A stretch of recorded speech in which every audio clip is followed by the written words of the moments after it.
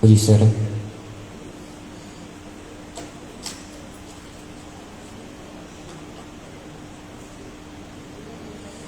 Mohon perhatian bagi memastikan majlis berjalan dengan lancar. Hadirin diingatkan agar mematikan atau memastikan telefon bimbit berada dalam pengaturan caraan senyap. Kerjasama daripada para hadirin amatlah dihargai. Diminta juga kepada para hadirin untuk memenuhkan kerusi yang berada di hadapan bagi menghormati majlis pada hari ini. Assalamualaikum warahmatullahi wabarakatuh. Mekar mewangi bunga cempaka, sayang harumnya memukau sudah. Majlis bermula, tirai dibuka dengan alunan madah yang indah. Bismillahirrahmanirrahim. Selaut kasih seuntai rasa. Yang dihormati Ustaz Sya'ari Abdul Rahman selaku jemputan khas untuk tafakur ibrah Al-Quran dan hadis pada hari ini. Staf-staf UTM, sahabat-sahabat mahasiswa, mahasiswi UTM dan sidang hadirin sekalian. Petik kenanga indah disemat, gubahan diolah bawa berangan. Bersama kita memohon rahmat, moga majlis mendapat berkat. Bagi memberkati majlis kita pada hari ini yang penuh bermakna, marilah bersama-sama kita membuka majlis pada pagi ini dengan Ummul Furqan Al-Fatihah.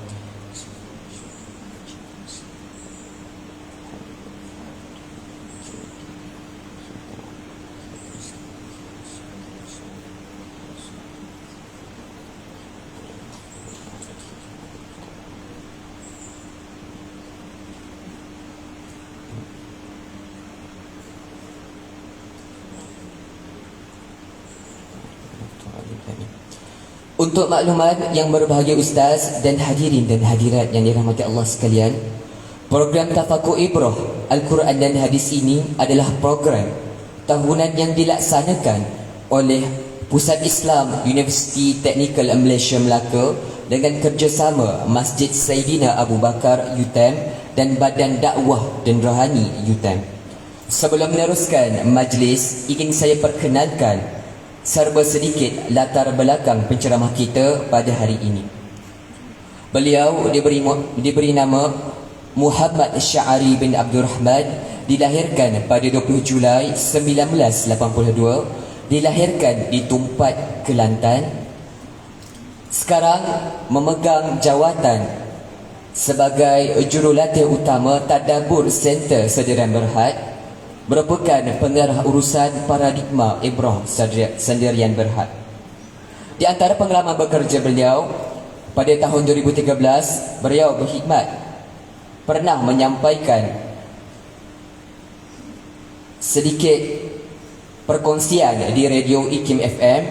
Seterusnya merupakan penyampai tetap segmen ibrah 2013 hingga 2017, merupakan penyampai tetap segmen Tadabbur 2021 sehingga kini. Di TV Al-Hijrah pula, beliau merupakan penyampai tetap segmen mingguan Assalamualaikum Ustaz.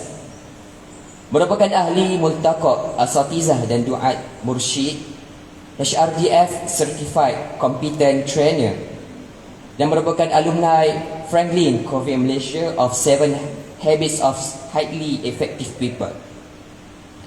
Pendidikan beliau pada tahun 2008, beliau merupakan pelajar sarjana muda bahasa dan sastra Arab di Universiti Islam Antarabangsa Malaysia, dan pada tahun 2020 pula beliau merupakan pelajar sarjana Al-Quran dan Al-Sunnah di Universiti Kebangsaan Malaysia.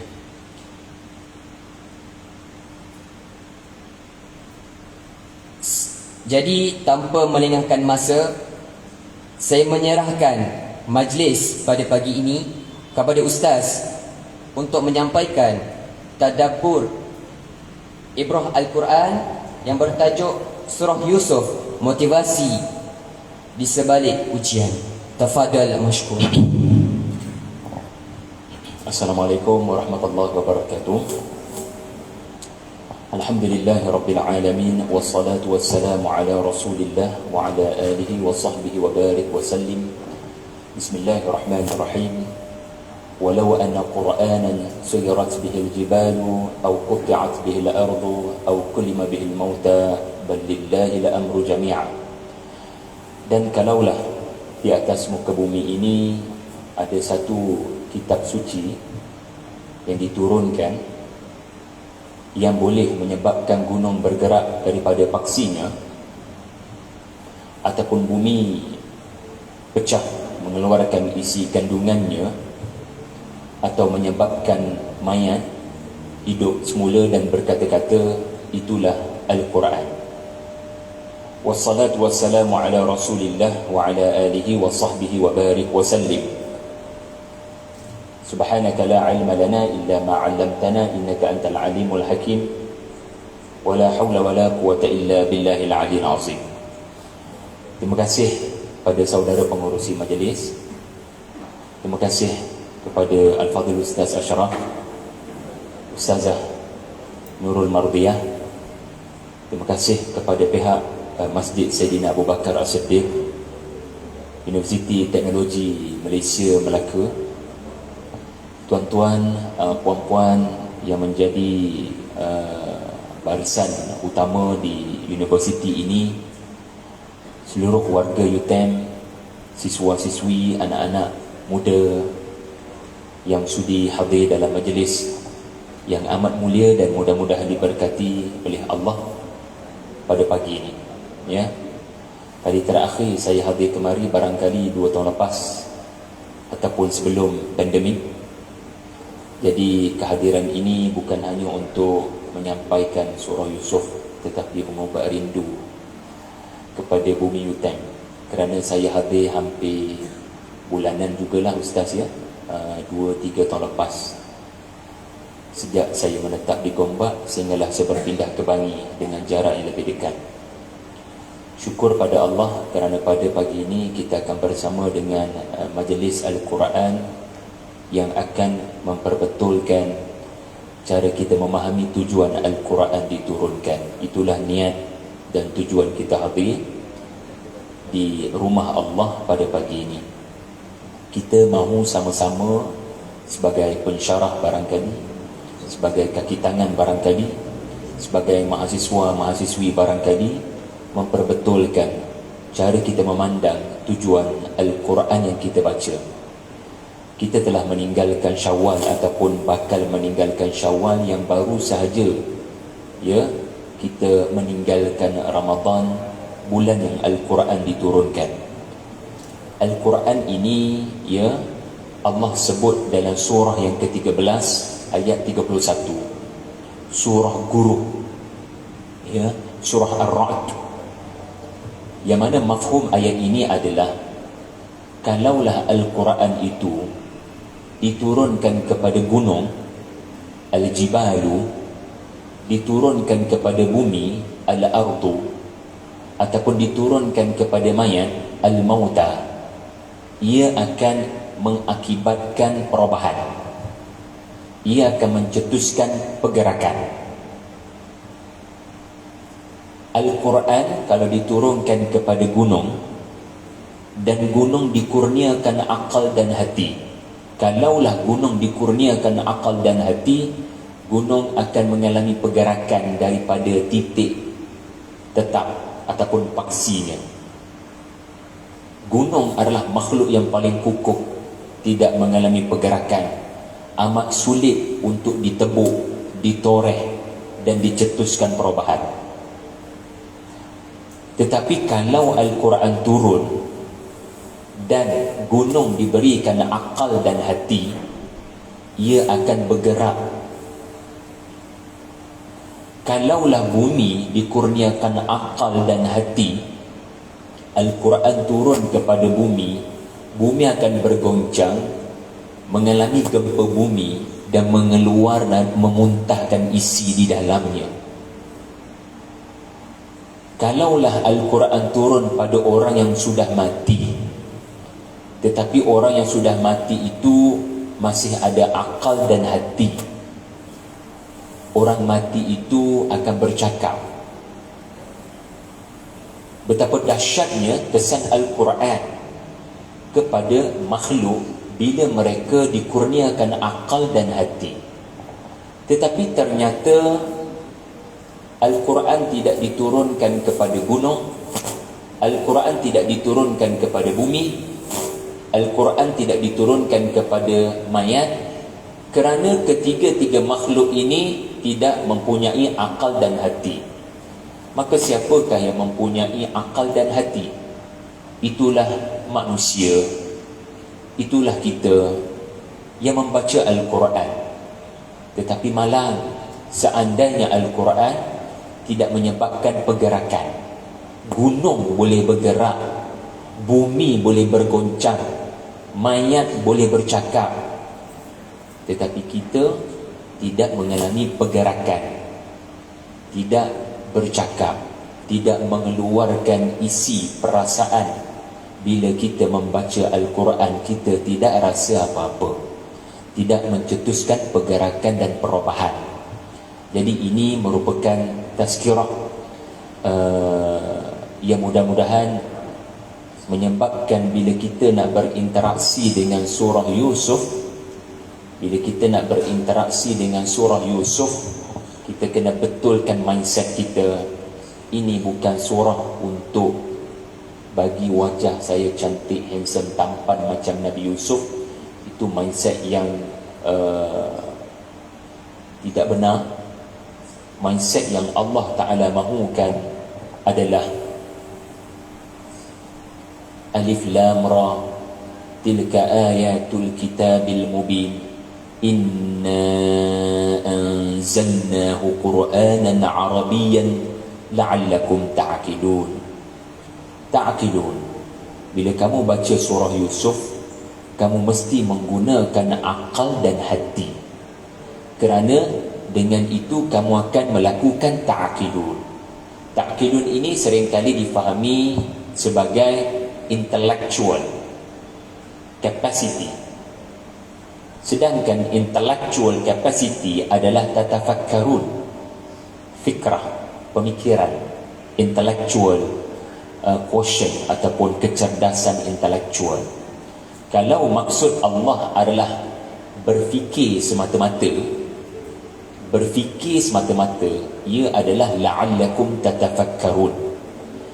Tetapi kalimah akal adalah kombinasi antara fikir dan hati.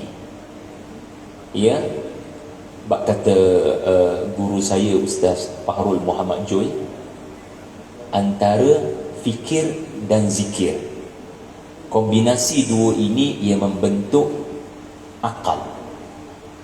So akal bukan hanya mengkaji Sagittarius black hole dalam Bima Sakti, tetapi akal adalah hati anda terasa Tuhan pasti ada mentadbir alam ini, memelihara alam ini daripada keburukan, lubang hitam. Contohnya, mesti ada yang mentadbir sehingga alam ini selamat sebelum tarikh kiamat. Rabbul Alamin. So anda tidak hanya mengkaji tetapi hati buta, tetapi anda mengkaji dengan hati yang celik. So Al-Quran ini mesti dibaca dengan akal, bukan maksudnya hawa nafsu. Akal menurut bahasa Arab adalah penampat kepada binatang yang liar. Aqala adalah perbuatan kita ikat, kita tambat sesuatu pada hidung lembu ataupun pada kuda, untuk tujuan dia tahu dia tidak boleh bebas, dia terikat, dia ada tuan. Jadi orang yang berakal adalah orang yang berjaya mengawal, orang yang dapat menggunakan fikirannya yang waras dan hati yang ada perasaan, peri kemanusiaan. Dia dapat menggunakan dua entiti ini untuk tujuan mengawal sesuatu yang liar di dalam tubuh kita. Apakah ia? Wa ma ubarri'u nafsi innan nafsa la'ammaratun bisu'. Hawa nafsu. Kalau tuan-tuan rajin, tuan-tuan kira perkataan nafs Nafs dalam surah Yusuf, ia antara kalimah yang paling banyak di dalam surah Yusuf. Nafs memanglah dalam bahasa Melayu nafas, tetapi nafs dalam surah ini adalah jiwa. Surah Yusuf adalah surah mengenai mengurus jiwa, ataupun dalam bahasa human sciences, psikologi. Psikologi adalah ilmu tentang perubahan sikap. Bacalah surah Yusuf untuk mencetuskan perubahan sikap. Kerana surah Yusuf tidak turun kepada gunung atau bumi atau mayat, tetapi untuk mencetuskan perubahan sikap kepada kita manusia yang dikurniakan akal dan hati. Aqala, penambat sesuatu yang liar. Seorang yang berakal adalah bukan semata-mata berfikir. Kalau berfikir, tatafakkarun. Kalau berakal, dia akan ada kesan kepada perangai. Sebab tu ahli neraka dalam surah Al-Mulk, kita selalu baca sebelum tidur. Baca ke tidak? Mudah-mudahan ahli neraka wal'iyadu billah, bila mereka menyesal, diseksa dalam neraka, mereka merayu kepada Tuhan dengan ucapan lau kunna nasma' au na'qil, kalaulah kami menggunakan akal. Maksudnya kami berfikir, Rabbana ma khalaqta hadha batila, lalu hati kami rasa adanya Tuhan. Dan kumpulan yang menggunakan akal, sekali lagi, akal maksudnya apa? Bukan berfikir saja. Saya sedikit pengalaman dalam sarjana muda bahasa dan sastra Arab ni. Kami dilatih dalam 10 tahun lepas masa degree untuk belik kalimah-kalimah Al-Quran ini dengan sumber asal dia, macam mana orang Arab guna kalimah tu. Kita dalam kamus Dewan memanglah akal, fikir, tetapi bahasa Arab aqala ini dia bukan begitu maksudnya. Dia digunakan dalam konteks yang saya sebutkan tadi pengikat, haiwan yang liar. Menariknya, ini permulaan surah Yusuf. Ini permulaan surah Yusuf, ayat yang ke-2. Dan kalau anda baca surah Yusuf, kalau anda baca surah Yusuf, ayat yang terakhir, ayat 111, Allah Subhanahu wa ta'ala mengingatkan semula maksud akal. Orang yang menggunakan akal dan hati adalah bernama ulil albab. Orang yang berjaya menggunakan akal dan hati semasa membaca surah Yusuf, dialah ulil albab. Ini kalimah yang sudah biasa dituturkan, dan mungkin anak-anak kita pun belajar di MRSM yang dinamakan ulil albab. Seringkali ulil albab ini merujuk kepada pemikiran saintifik, tetapi tidak cukup sekadar pemikiran saintifik.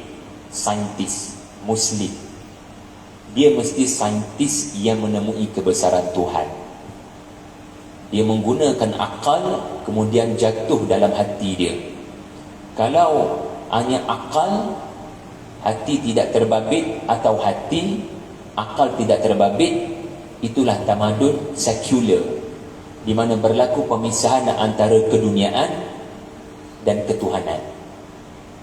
Berlakunya pemisahan antara scientific base dengan spiritual base.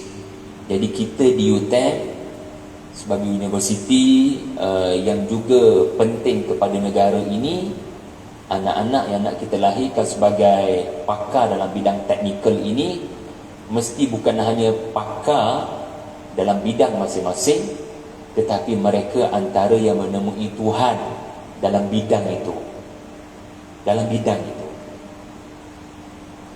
Baiklah, jadi kita simpulkan Di mukaddimah ini tuan-tuan, bila kita nak baca surah Yusuf, kita kena baca dengan akal dan hati. Apa maksud akal? Kita cuba memahami. Ayat ini maksudnya apa. Kemudian bila kita sudah memahami, kita cuba merasai. Di sini isunya fahami, di sini isunya rasai.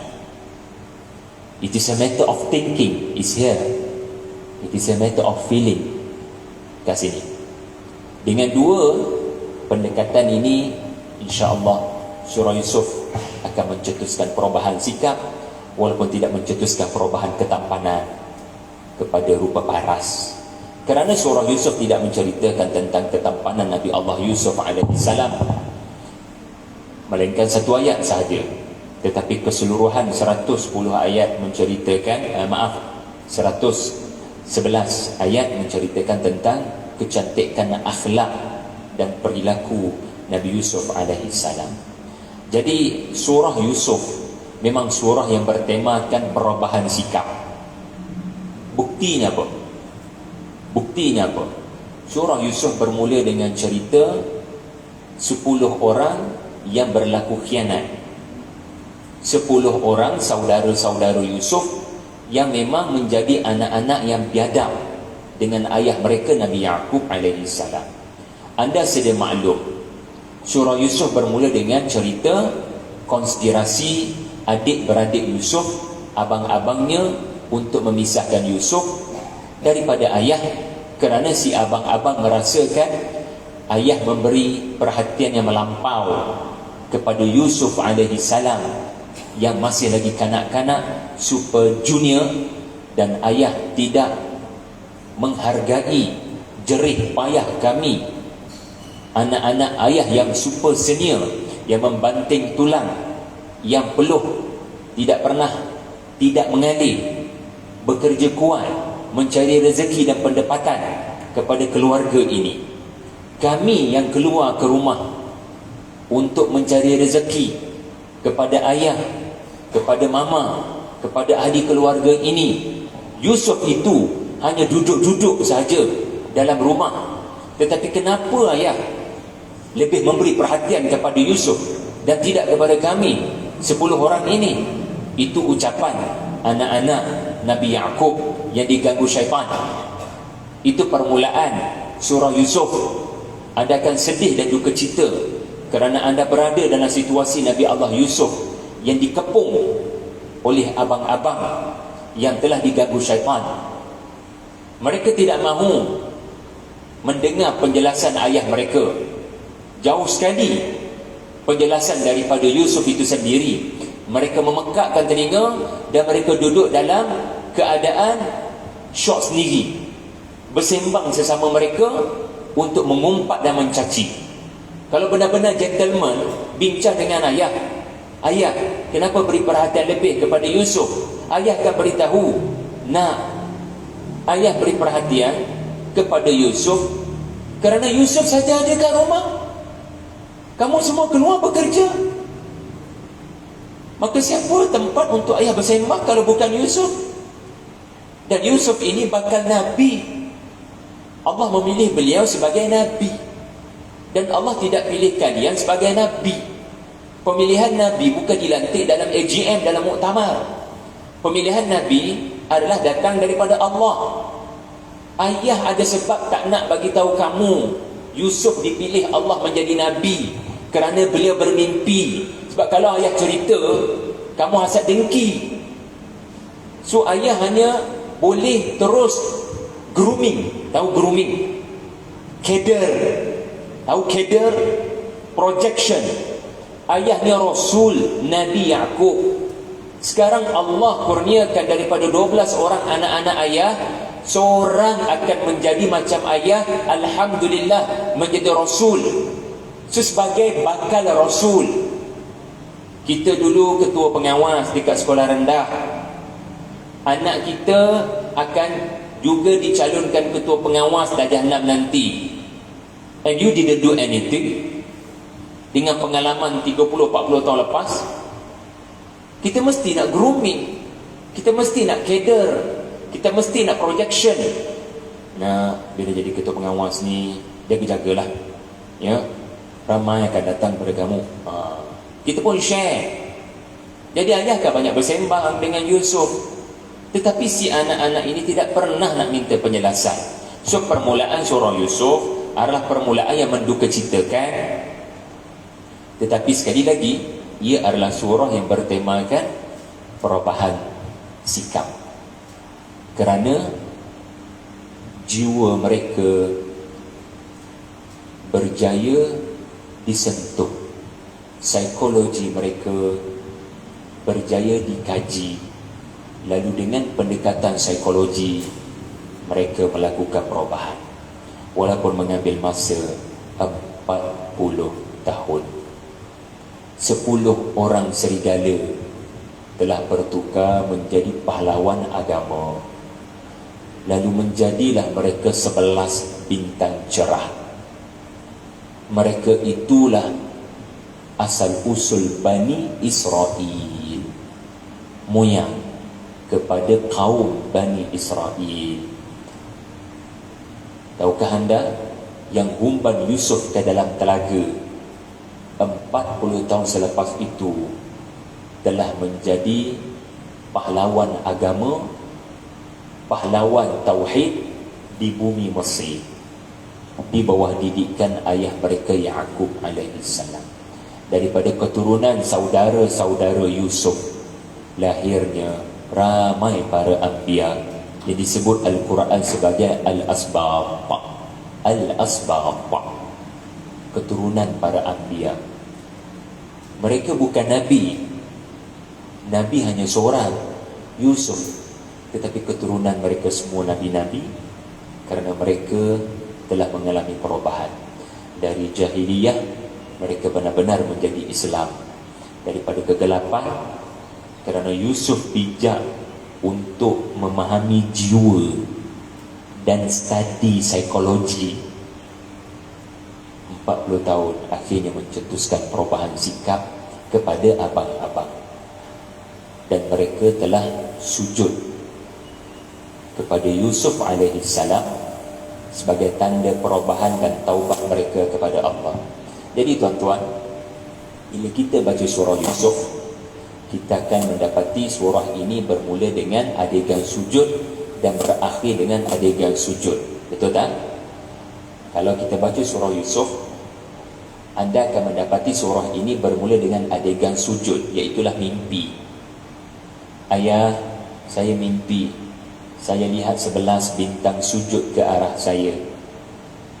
Itu permulaan surah Yusuf. Pengakhiran surah Yusuf adalah mimpi itu menjadi kenyataan. 11 orang adik-beradik beliau telah sujud kepada beliau, karena beliau itu, Yusuf, seorang raja Mesir yang bertahta dan berkuasa, dihormati oleh seluruh rakyat jelata, telah mencetuskan tarbiyah, perubahan kepada abang-abangnya, sehingga abang-abang akhirnya bertaubat dan menyesali apa yang mereka buat 40 tahun lepas kepada Yusuf alaihi salam dan kepada ayah mereka Yaqub. Kita bila baca surah ni dengan akal dan hati, dengan tafsir dan tadabbur. Saya ulang kita bila baca Al-Quran dengan akal dan hati, dengan tafsir dan tadabbur. Boleh nampak tangan saya? Tafsir, memahami yang tersurat.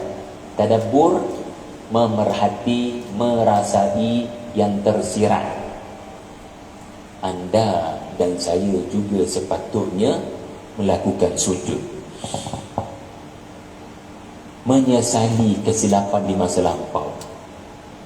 Surah Yusuf bukan hanya cerita 11 bintang sujud. Apa yang sepatutnya berlaku adalah surah ini bila kita baca, kita pun nak sujud dengan penuh penyesalan atas dosa-dosa di masa lampau. Kalaulah kalangan kita sampai ke peringkat itu, alhamdulillah, dia telah benar-benar melakukan tadabbur kepada Al-Quran. Ingat ya, 3T. Ingat 3T. Bila kita berinteraksi dengan Al-Quran, Al-Quran menuntut hak daripada kita untuk T yang pertama tilawah, T yang kedua adalah tafsir, T yang ketiga adalah tadabbur. T yang pertama apa tuan-puan sekalian? Tilawah. Kita membaca sebagaimana Al-Quran diturunkan dalam bahasa Arab. Alif Lam Ra. Alif Lam Ra bukan huruf bahasa Melayu, bukan huruf bahasa Yunani, ia huruf dalam bahasa Arab. Maka bacalah betul-betul kalimah di dalam bahasa Arab dengan sebutan huruf yang betul. Jangan baca dengan lidah Melayu, kerana Al-Quran turun kepada Nabi SAW, orang Arab, dalam bahasa Arab. Hormat Nabi mesti bermula dengan membaca Al-Quran sebagaimana Nabi baca dalam bahasa Arab. Itu dipanggil tilawah. Tilka ayatul kitabil mubin, inna anzalnahu qur'anan arabiyyan la'allakum ta'qilun. Itu tilawah. Adapun T yang kedua, kita kena usaha memahami tafsiran. Apakah itu tafsir? Tafsir ini adalah kefahaman dalam bahasa kita. Al-Quran dalam bahasa Arab, kita orang Melayu, apa agaknya yang mahu disampaikan? Tafsir berasal daripada fasara. Fasara ini adalah perbuatan mengupas kulit kepada buah. Al-kasfu wal bayan, itu maksud fasara. Bila kita beli rambutan, kita tak makan dengan kulitnya, kita kupas dahulu. Kalau kita beli durian, tak ada orang makan durian dengan durinya. Kalau seseorang itu membeli mangga, dia akan melakukan perbuatan mengupas. Maka mengupas itu disebut tafsir. Dia kulit yang membataskan anda kepada isi, dia menghalang anda daripada dapat isi. Mana lagi mudah? Buah rambutan, buah durian, buah anggur. Ada buah tak ada kulit, pegang saja sah terus, sedap. Kerana ada ayat Al-Quran, tafsirannya sangat mudah. We get the point. Wal 'asri innal insana lafi khusr illa alladhina amanu wa 'amilus salihat. Sekali kita baca, alhamdulillah faham. Allah nak aku dari kalangan orang-orang yang beriman, beramal soleh, berpesan-pesan dengan kebenaran dan kesabaran, aku akan selamat daripada kerugian di hari akhirat. Sekali baca terus dapat nikmat. Tetapi ada buah, dia perlu kepada sedikit usaha. Kita kena kekoh, kata orang Kelantan, kena kekoh buah rambutan tu, baru dapat isi yang manis. Kerana ada kategori ayat memerlukan kepada nanti dulu, cuba belik betul-betul apa maksud ayat itu. Dan ada kategori ayat seumpama buah durian yang memerlukan struggle. Kalau tak hati-hati terluka nanti, salah tafsir nanti. Jadi kategori ayat ini pelbagai, ya. Maka lihat ayat itu berada pada kategori mana. Jadi tafsir adalah kita menghilangkan kulit ataupun batasan supaya kita boleh pergi kepada makna. Tetapi tadabbur, T yang ketiga, yang berasal daripada kalimah dabara, yang bermaksud belakang. Belakang ini maksudnya tersembunyi. Sesuatu yang ada di hadapan kita nampak, sesuatu yang berada di belakang dabara kita tidak nampak. Tuan-tuan nampak saya sekarang bertenaga menyampaikan. Barangkali itu yang anda nampak di depan anda sekarang. Tetapi anda nampak apa di belakang dewan ni? Ialah yang memberikan saya tenaga tadi. Mihun 2 pinggan. Ia memberi saya tenaga, sebab tu saya minta maaf saya mula lewat tadi sebab tak sempat breakfast. Hari ni pun pukul 6 lagi ke? Jadi anda nampak saya bercakap, anda tak nampak di belakang. Preparation saya 2 jam nak cakap apa yang saya nak cakap. So yang berharga ni biasanya tak nampak.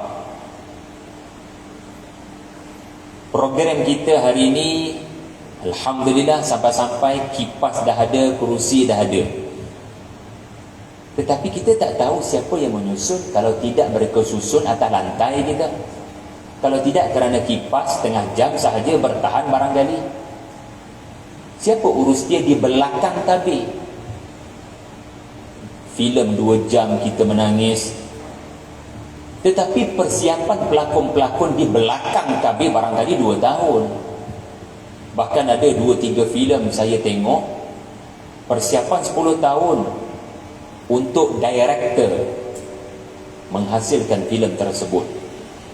Christopher Nolan, Roland Emmerich, otai-otai dalam Hollywood ini, mereka tidak merancang filem sehari 2. Mereka merencana bertahun-tahun untuk menghasilkan filem-filem yang berkualiti, yang scientific fiction. Begitulah juga Al-Quran. Setiap ayat-ayat Allah ini ada sesuatu di belakang. Bila nama di belakang, anda takkan nampak dengan mudah, hanya sekadar baca sepintas lalu. Maka Allah menekankan tadabbur dengan cara apa? Macam mana nak melakukan tadabbur ini? Antara caranya surah Yusuf beritahu kita. Macam mana cara untuk tadabbur ni? Laqad kana fi Yusuf wa ikhwatihi ayatul lis-sa'ilin. Sesungguhnya kisah Yusuf ini dan saudara-saudaranya mempunyai tanda-tanda kekuasaan Allah pada orang yang terus-menerus bertanya. So macam mana nak tadabbur? Tanya. Anda kena jadi orang yang seringkali bertanya. Tetapi pertanyaan bentuk bagaimana? Adakah dengan bertanya Yusuf dan Zulaikha kahwin ke? Para ulama kita mentafsirkan as-sa'ilin sebagai bertanya mengenai kenapa musibah ini terjadi pada saya. Maka orang yang dalam hidup ada soalan ni, surah Yusuf adalah hadiah daripada langit untuk dia. Kenapa jadi pada saya, tidak orang lain? Kenapa jadi sekarang, tidak waktu lain? Tuhan, kenapa aku ditimpa malang bertubi-tubi? Kalau ini soalan dalam hati anda, surah Yusuf adalah hadiah Tuhan, rezeki daripada langit yang disebut oleh Ibnu Atha rahmatullah alaih, seorang tabi'. Barang siapa membaca surah Yusuf, dia akan mendapat kerehatan dan kedamaian dalam jiwa. Nafs, dia punya jiwa akan tenang. Sebab apa? Surah ini menceritakan selepas kesusahan ada kesenangan. Setiap yang terjadi bukan kebetulan. Tuhan ada objektif. Cuma anda tak nampak. Sebab rencana Tuhan, hikmah dekat belakang, anda tak nampak. Tuhan akan sembunyikan. Ia menuntut anda untuk fasabrun jamil, sabar. Jangan judge cepat sangat. kononnya kamu ini dibenci Tuhan, ditinggalkan Tuhan. Jangan kata begitu. Kerana surah Yusuf menceritakan tentang Yusuf yang ditimpa musibah bertubi-tubi. Tetapi itu harga yang perlu dibayar untuk Allah berikan kemuliaan dan kedudukan yang amat tinggi di kemudian hari. Ingat, bila anda baca surah Yusuf, sebenarnya anda sedang membaca kehidupan anda. Ingat betul-betul, anda bukan hanya baca cerita tentang seorang Nabi. Betulkan mindset. Bila nama tadabbur, anda kena percaya Tuhan mahu berbicara dengan saya tentang apa yang telah ditakdirkan berlaku kepada saya, yang saya lihat sebagai keburukan. Musibah yang menimpa barangkali bernama pekerjaan, pendapatan, perniagaan, kekeluargaan, pendidikan. Macam-macam permasalahan berlaku. Anda pasti membaca surah Yusuf pada bila-bila waktu anda ditimpa musibah. Sebab Al-Quran ini bukan dibaca di tempat-tempat tertentu sahaja, pada waktu-waktu tertentu sahaja. Al-Quran ini sepatutnya dibaca bila kita menghadapi masalah. Dan kebetulan satu-satunya surah di dalam Al-Quran yang merakamkan perjalanan hidup seorang Nabi dengan sempurna, tidak diulas di tempat yang lain, melainkan dalam satu surah sahaja, dan diulas pula secara kronologi. Daripada kecil sampai dewasa, daripada seorang kanak-kanak malang yang menghadapi kejadian buli, hinggalah menjadi raja yang mengubah saudara-saudaranya, tidak ada melainkan surah Yusuf. Surah yang ke-12 di juzuk yang ke-12, turun pada tahun yang ke-12 kenabian, menceritakan tentang 12 orang anak-anak Nabi Ya'qub alaihi salam menjadi pahlawan agama. Subhanallah. Jadi sailin memerlukan anda jangan baca gopoh gapah Al-Quran. Ingat lagi pergerakan gunung. Kalau nak berlaku pergerakan, maka baca perlahan-lahan, ulang jika perlu. Ulang jika perlu. Warattilil Qur'ana tartila. Bacalah Al-Quran dengan tartil, agar tilawahnya betul tajwid, hak kepada makna ayat itu pun dapat dilakukan. Baiklah, tuan-tuan puan-puan sekalian, jadi kita telah belajar dua perkara, alhamdulillah. Pertama, ta'qilun, dan yang kedua, kepentingan sailin untuk berlakunya tadabbur. Betul tak? Dua benda itu kita dah belajar. Mudah-mudahan insya-Allah.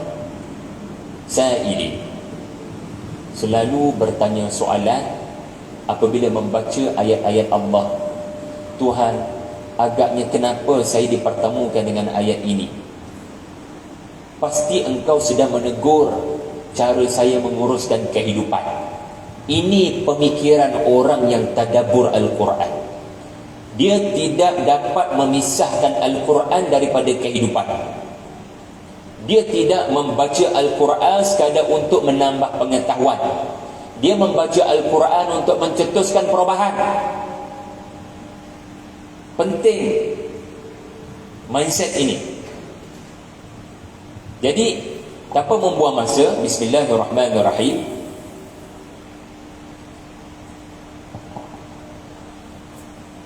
Bila kita baca surah Yusuf, ya, kerana ini adalah sesi yang amat singkat untuk surah 111 ayat.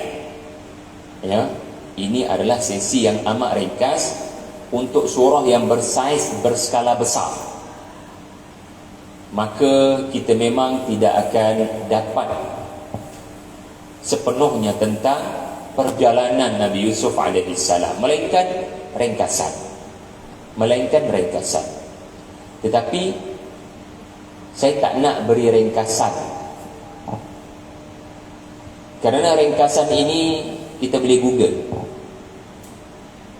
Yang saya nak beri pada pagi ini adalah makna surah Yusuf kepada saya ada 5.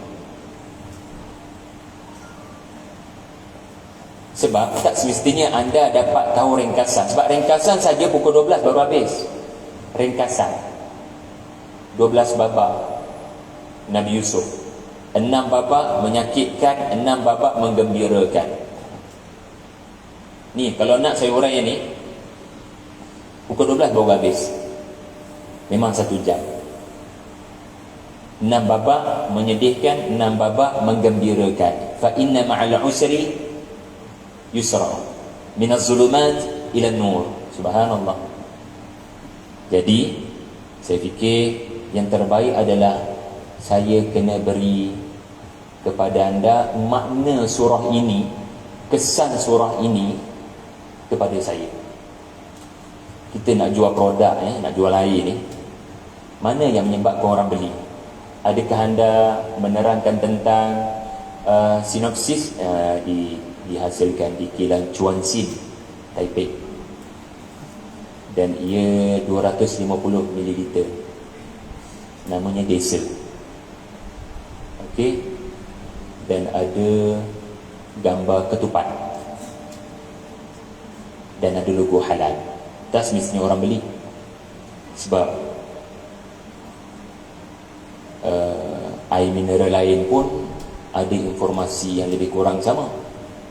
Tetapi bila saya berkongsi bagaimana air ini merawat sakit saya, testimoni by your own self, maka barangkali orang akan cuba hadir untuk mendapatkan apa yang saya dapat, insya-Allah. Baik. Jadi sinopsis mungkin akan terselit masuk dalam beberapa pengajaran. Bagi saya, surah Yusuf ini sekurang-kurangnya ada 5 pengajaran. Okey, dan saya telah buat akronim untuk mudahkan ingatan. Okey, Y, yakini tiada musibah berlaku melainkan ada kebaikan.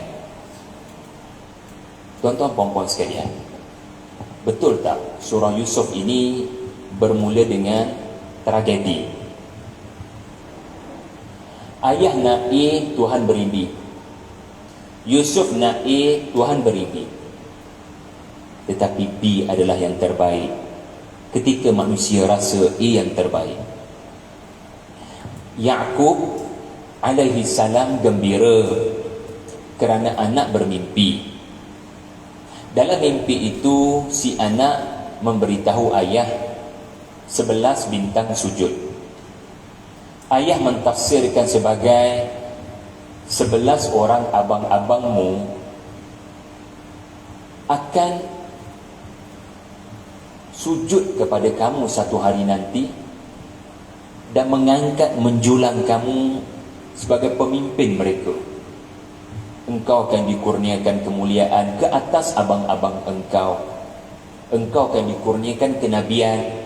Kerana kenabian tidak dikurniakan kepada abang-abang engkau, engkau mengatasi mereka, lalu yang lain itu sujud kepada engkau. Ayah gembira.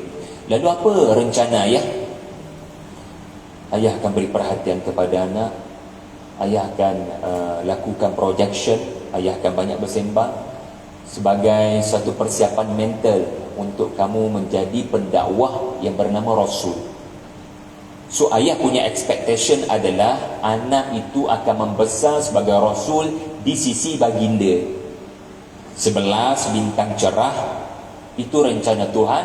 Yang penting kamu itu dipersiapkan dengan engkau berada di sisi ayah. Yusuf pun mahu begitu. Saya sangat suka kalau ayah dapat tarbiyah saya. Saya akan selalu di sisi ayah. Walau apa pun abang-abang akan kata, mereka tidak faham. Tetapi apa yang berlaku? Walaupun Yusuf tak beritahu kepada abang-abangnya tentang mimpi tersebut, kerana ayah memerintahkan kepada si anak, mung jangan kecek mimpi tu pada abang-abang mung. Mung buka mulut, mung viral, kita dalam bahaya. Abang-abang kamu tak boleh terima kamu lebih daripada dia. Kamu lebih daripada mereka. Mereka tu super senior, mereka banyak pengalaman hidup. Mana tak kecewa bila orang banyak pengalaman tak terpilih jadi Nabi. Dan kamu pula yang bagi mereka budak setahun jagung jadi Nabi. Mana tak sakit hati? Ini surah mengenai orang yang ditimpa penyakit hati akibat gangguan syaitan. Lalu, apa yang berlaku adalah di luar kawalan. Dalam hidup kita ni ada benda di luar kawalan. Ada benda kita boleh kawal, ada benda kita tak boleh kawal. Antara yang kita tak boleh kawal adalah perangai abang-abang kita. Mereka mengatur konspirasi sehingga kita tidak berdaya untuk melawan mereka. Mereka 10, aku seorang. Lalu akhirnya Yusuf dihumban ke dalam telaga. Cuba letakkan diri anda di tempat kanak-kanak 12 tahun. Diletakkan dalam telaga yang amat jauh, yang takkan mungkin kanak-kanak ini tahu jalan pulang kalau terselamat sekalipun diselamatkan oleh sesiapa. Dan duduk dalam telaga yang tak diketahui apa bahaya dalam tu. Kala jengking, ular, hujan lebat, banjir, lubang tertutup, mati lemas, tanpa baju.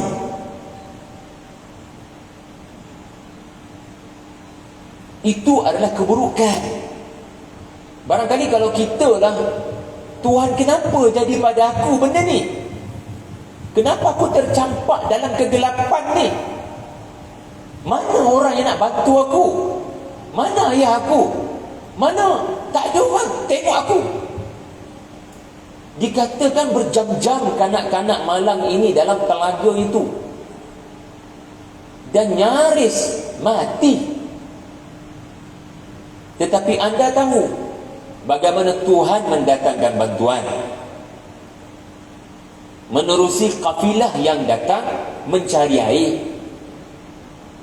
Mereka lalu kawasan yang kebetulan disitulah lubang Yusuf disembunyikan. Mereka hulurkan timba.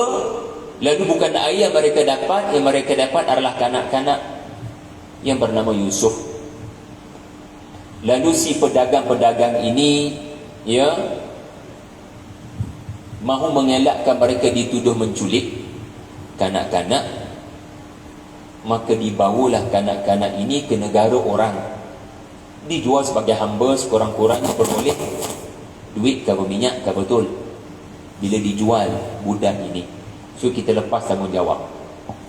Kita tidak dituduh menculik dan kita menyelamatkan budak ni, dan kita create sedikit income untuk cover perjalanan. Malang kan? Umur 12 tahun pergi negara orang without any preparation. Mana sempat Yusuf bawa bagasi. Dia dihumban tanpa keinginan dia sendiri. Duduk kat Mesir 30 tahun. Anda sepatutnya sempat duduk dengan ayah mendengar lecture berbulan-bulan untuk persiapan tak balik Palestin. Tapi semua itu duduk di luar rancangan Yusuf. Kasihan kanak-kanak ini terpaksa pergi ke Mesir, dijual pula sebagai hamba dari satu pasaran hamba ke satu pasaran hamba, dari satu pasaran hamba ke satu pasaran hamba, hingga pasaran hamba yang terakhir hanya dijual dengan shilling sahaja. Murahnya darjat seorang anak Nabi, cucu Nabi, cicit Nabi, Yusuf bin Yaqub bin Ishaq bin Ibrahim alaihi wassalatu wassalam, dijual di pasaran hamba dengan duit shilling. Aibnya diperlakukan begini kepada manusia, human trafficking. Bertenang Yusuf, Tuhan ada rencana. Memang sakit, tetapi engkau adalah sasaran Tuhan yang paling tepat untuk menerima kebaikan yang tidak boleh diberi pada orang lain. Engkau orang yang paling tepat. Tuan-tuan tahu maksud musibah. Musibah ini adalah tepat pada sasaran. Asaba digunakan oleh pemanah apabila panahnya kena tepat pada bahagian tengah bulatan merah. Kalau kita pernah memanah dan anak panah itu kena tepat pada tengah yang barangkali bulatan kecil merah, orang Arab akan merayakan kejayaan si pemanah dengan menyebut musibah, musibah, sebelum zaman Islam datang, sebelum Al-Quran habis. Mereka akan merayakan musibah-musibah. Tiba-tiba bila Al-Quran datang, Al-Quran memberikan makna musibah kepada tragedi. What a great paradigm shift. Quran nak kata bila kamu ditimpa keburukan, sebenarnya Tuhan pilih orang yang paling tepat untuk terima kebaikan di masa akan datang, yang Tuhan tak nak beri pada orang lain tetapi dia. Tapi kita tak nampak, kita buta. Kita tak nampak rencana Tuhan. Sebab tu nama Tuhan yang amat mahal dalam surah Yusuf, Latif. Dalam doa anda jangan tinggal nama ini, Latif. Apa nama Tuhan yang paling mahal dalam surah Yusuf? Latifah. Latifah itu nama anda. Nama Allah yang bernama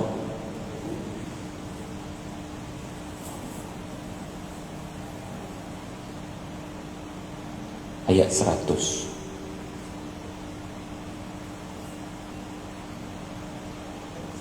Latif. Sebut ramai-ramai.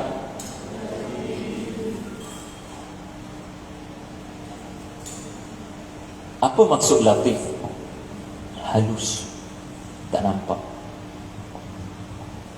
Amat-amat halus rencana Tuhan, engkau takkan nampak walau sebesar darah. Sebab itulah latif ini diterjemahkan sebagai halus, penuh kelembutan, lutuf. Contoh ya, Ustaz Abid sediakan air atas dasar apa? Saya tak suruh.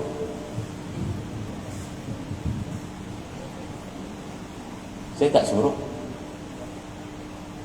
Tetapi beliau ada satu perasaan yang halus.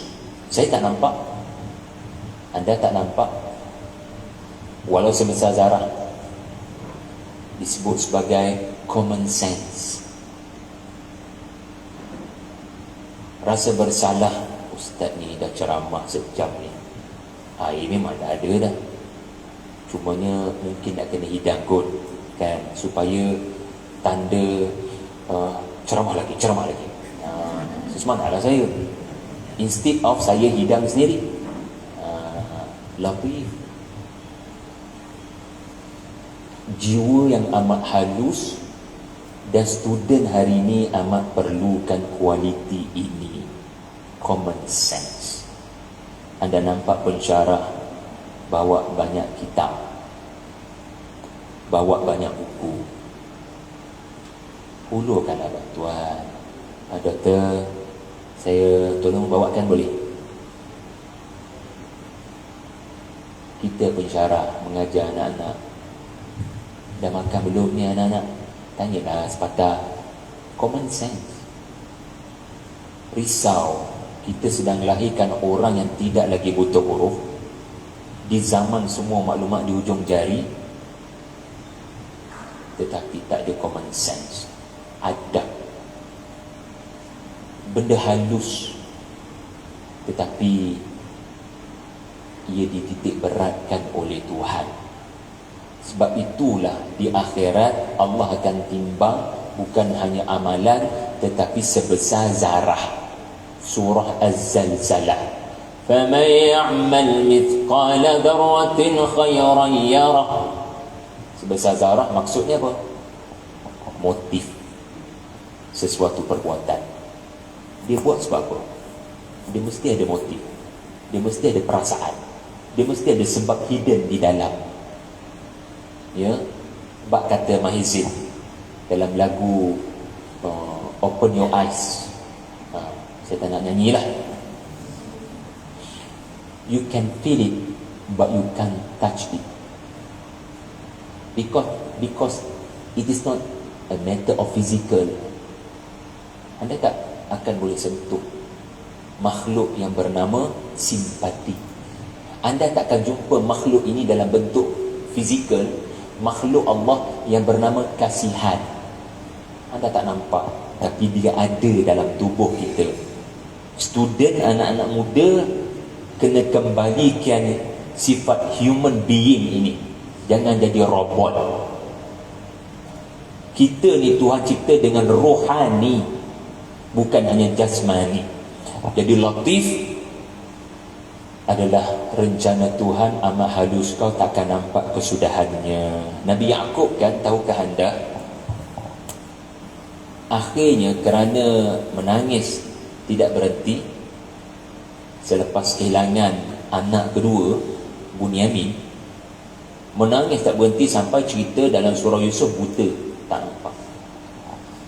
Tak nampak.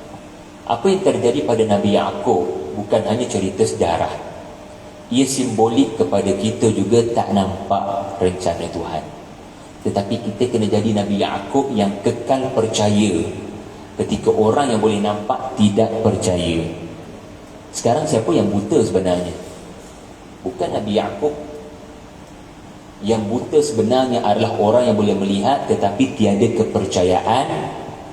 Yang Yusuf ada di Mesir, ia masih lagi hidup, dan aku akan bertemu dengannya, dan kamu semua akan bertemu dengannya dalam keadaan sujud. Si ayah walaupun buta kerana menangis tidak berhenti, walaupun seorang Rasul, dia tak boleh buang sifat manusia, kerana Rasul bukan malaikat. Rasul dipilih daripada manusia. Bila nama manusia, dia tak boleh buang sifat manusia, iaitulah sedih. Bila sedih, efeknya pada fizikal, dia tidak dapat melihat lagi, tetapi dia kekal percaya. InsyaAllah. Semua ni belum noktahnya. Ia belum lagi noktah. Ia hanya koma sahaja. Tahu beza koma dengan noktah? Seringkali kita beranggapan apa yang terjadi namanya benda buruk itu noktah. Kenapa kamu noktahkan? Ia baru koma sahaja. Kalau nak noktah pun boleh, tapi buat 3 noktah. Dot, dot. Dia ada sambungan. Dia ada season 2. Tunggulah. Memang sedih lah bila Thanos kuasai dunia masa tu, tapi dia ada another. Tunggulah endgame-nya tu. Jangan berpada dengan Infinity War. Inna lillahi wa inna ilaihi raji'un. Jadi musibah. Nah, sekarang saya rasa kalimah ketiga dah anda belajar hari ni. Musibah. Pertama apa tadi? Ta'qilu. Yang kedua apa ni kita belajar tadi? Ya? Sa'ilin. Yang ketiga kita belajar benda paling mahal dalam surah Yusuf adalah musibah. Allah pilih orang yang paling tepat, bukan orang lain. You are the best untuk diberikan greater potential. Cumanya hang kena sakit dulu. Sakitnya ada tujuan. Alam yajidka yatiman fa'awa. Aku jadikan kamu yatim piatu supaya kamu nanti jadi pemimpin yang mengambil berat anak yatim piatu. Wa wajadaka dhallan fahada. Kami jadikan kamu tertanya-tanya. Apa sedang berlaku pada ajaran Ibrahim yang asal? Apa sudah berlaku kepada umat ini yang menyembah berhala? Kami jadikan kamu dikepung oleh kekufuran Makkah waktu itu 40 tahun. Nabi tertanya-tanya, ini ke ajaran Nabi Allah Ibrahim tawaf telanjang? Ini ke ajaran Nabi Ibrahim berhala di Safa dan Marwah? Nabi keep asking. Nabi tak jumpa siapa untuk mendapat pencerahan tentang ajaran sebenar Islam. There is no kitab. Fahada. Lalu Allah menjadikan Nabi tertanya-tanya sebelum dikurniakan kenabian, supaya nanti bila Nabi menjadi pemimpin, Nabi akan menghargai orang yang bertanya. Nabi jadi orang yang tertanya-tanya, supaya nanti kalau ada orang bertanya, I feel you. Treat others as you want yourself to be treated. Wa wajadaka 'ailan fa'aghna. Kami jadikan kamu miskin supaya nanti bila jadi pemimpin, engkaulah orang yang paling mengambil berat hal ehwal orang-orang miskin. Dan lihat, Yusuf kehilangan ayah. Ayah kehilangan anak. Kenapa kena ada pengalaman tu? Supaya kamu akan jadi pemimpin di kemudian hari yang tak boleh nampak ayah tinggalkan anak, anak tinggalkan ayah kerana tension 7 tahun kemarau. Faham? Tuan-tuan, bila tak ada makanan minuman, kita memang akan tension. Anak boleh jadi mangsa, ayah mak yang uzur boleh jadi mangsa anak-anak yang dewasa. Adakah kita pernah mengalami pengalaman tak berapa cukup makan minum? Adakah kita pernah ada pengalaman susahnya nak bekerja, baru saja dibuang pekerjaan akibat daripada pandemik, yang terpaksa organisasi banyak lipat gulung tikar, susahnya nak berniaga, sekejap PKP, lalu tension itu menyebabkan kadar perceraian meningkat. Berapa Ustaz Fakrul yang ada di KKM bunuh diri? Statistik tu namanya apa? Yang dapat laporan, kan? Laporan yang sampai pada KKM, satu daripada setiap 1,000 orang rakyat Malaysia punya simptom yang penuh, maksudnya markah dia penuh. Simptom itu memang menunjukkan dia boleh bunuh diri pada bila-bila masa. Jadi apps tuan-tuan, yang anda kalau submit, anda jawab, memang dia akan keluar alarm dan mungkin akan dihubungi oleh KKM. Anda dalam bahaya. Satu dalam 1,000 rakyat Malaysia post pandemic sedang berada dalam keadaan yang kritikal dari sudut mental illness. Kasihan mereka. Jadi, ya, konsep ini penting, iaitulah musibah. Kenapa Yusuf kena berpisah daripada ayah? Supaya nanti dia jadi pemimpin yang mengambil berat institusi kekeluargaan. Bukan hanya kemajuan Mesir. Tak ada makna negara ini maju kalau keluarga berantakan, ayah bunuh anak pada 7 tahun kemarau khususnya. Jadi tuan-tuan puan-puan sekalian, setiap yang terjadi dalam hidup bukanlah kebetulan, ia rencana daripada Tuhan. Sebagai contoh yang kedua, ya, ini doa saya lah bila hantar anak ke sekolah. Saya tak tinggal doa ni, sebab saya percaya ayat-ayat Allah Ta'ala ini memberi kekuatan kepada saya untuk bertawakal. Fallahu khairul hafiza wa huwa arhamur rahimin. Ayat 64. Hantar anak kat pasca, hantar anak dekat sekolah. Lepas anak turun, dia cium tangan kita, kita ucap, ya, I love you. Kita pun fallahu khairun hafiza wa huwa arhamur rahimin. Saya tambah satu lagi lah, asallahu an ya'tiyani bihim jami'a innahu huwal alimul hakim. Bergantung pada anda lah. Saya akan tambah dengan asallahu an ya'tiyani bihim jami'a. Ayat berapa Fakru? Asallahu an ya'tiyani bihim jami'a.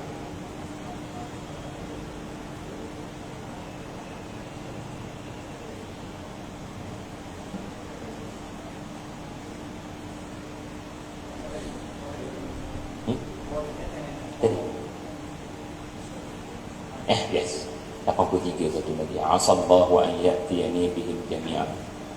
Okey, apa motif kita jadikan ayat Al-Quran ini sebagai doa? Seringkali yang kita fahami doa agar anak selamat kat sekolah. Tapi tak, bukan itu tujuan saya baca doa ni. Doa ni adalah agar Allah kurniakan saya kekuatan untuk bersabar kalau apa-apa terjadi pada anak. Allah ada rencana yang always lebih baik. Itu tujuan saya baca doa ni. Sebab qada dan qadar tidak berubah.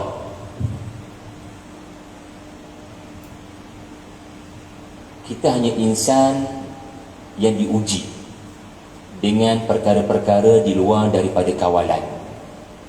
Tidaklah bermaksud bila anda baca doa ini, anak tu akan selamat di sekolah. Tak. Belum tentu. Kita hanya berharap. Tetapi Allah yang menentukan. Tetapi tujuan doa ini adalah untuk apa? Sekali lagi, supaya Allah, aku serahkan pada engkau untuk jaga anak-anak aku. Engkau sentiasa ada cara yang lebih baik daripada cara aku. Contoh, ibu Nabi Musa. Ibu Nabi Musa ada kat sini ke? Ibu Nabi Musa, dia risau anaknya yang baru dilahirkan sedang menyusu akan ditimpa bahaya. Bukan bahaya main-main, ini bahaya kena sembelih oleh rejim Firaun, yang kuda-kuda mereka sedang mencari bayi-bayi lelaki yang kedengaran bila lahir. Mereka sedang ambush dan memasang SB perisikan. Mama dengan apa jua cara dia nak selamatkan baby ni. Biar aku mati dulu, bukan baby ni. Aku tak sanggup tengok baby ini mati, biar aku mati dulu.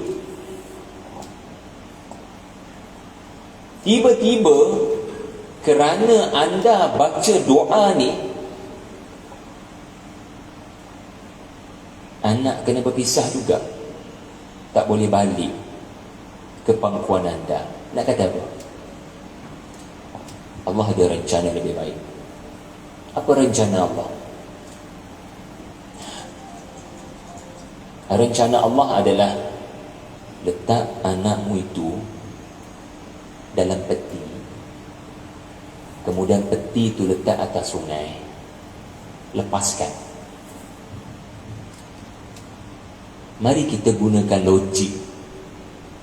Kok celah mana anak tu akan selamat berbanding kita pegang dengan erat dan bawa ke mana-mana biar apa pun terjadi. Setuju?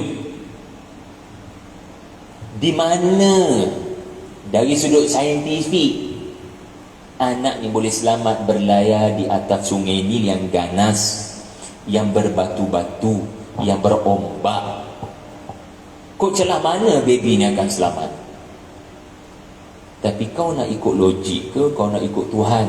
Inilah penting doa ini mencetuskan kemanisan tawakal. Aku serah pada Tuhan. Dia ada rencana.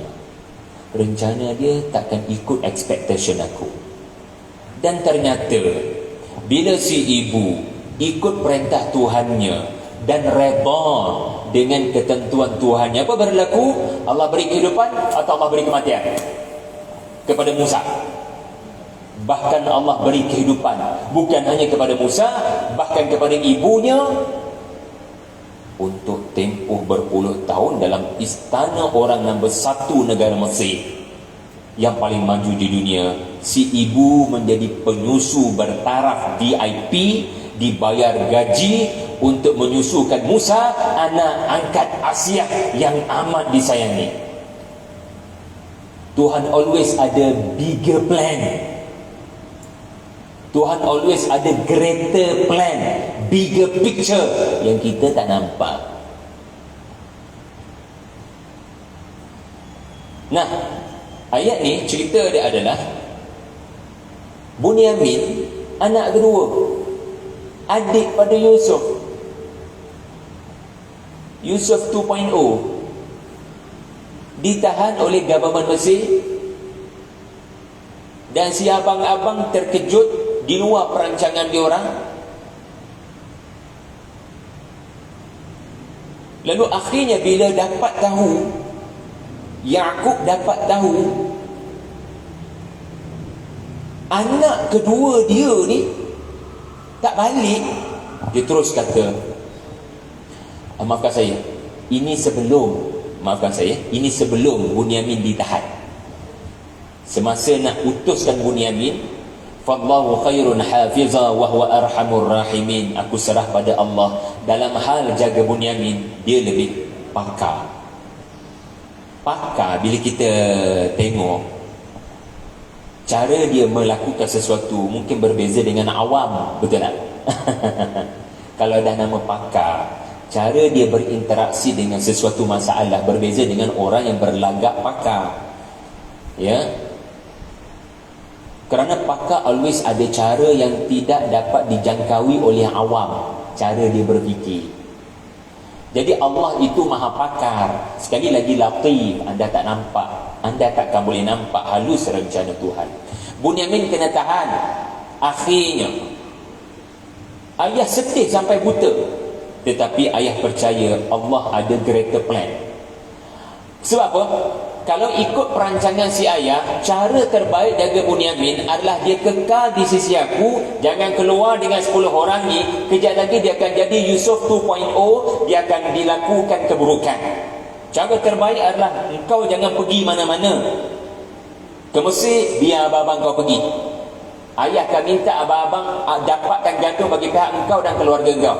Engkau jangan keluar dengan dia orang. Sebab engkau ni muka pun sepiji dengan muka abang kandung engkau. Melihat pada engkau mengingatkan aku melihat pada Yusuf. Jadi mereka boleh buat macam-macam pada engkau di tengah jalan nanti. Tetapi akhirnya rencana Tuhan mengatasi rencana Nabi Yaqub. Yusuf ditahan oleh kerajaan Mesir. Dan itulah cara Allah jaga Bunyamin yang jauh lebih baik daripada cara Yaqub jaga Bunyamin. Kenapa?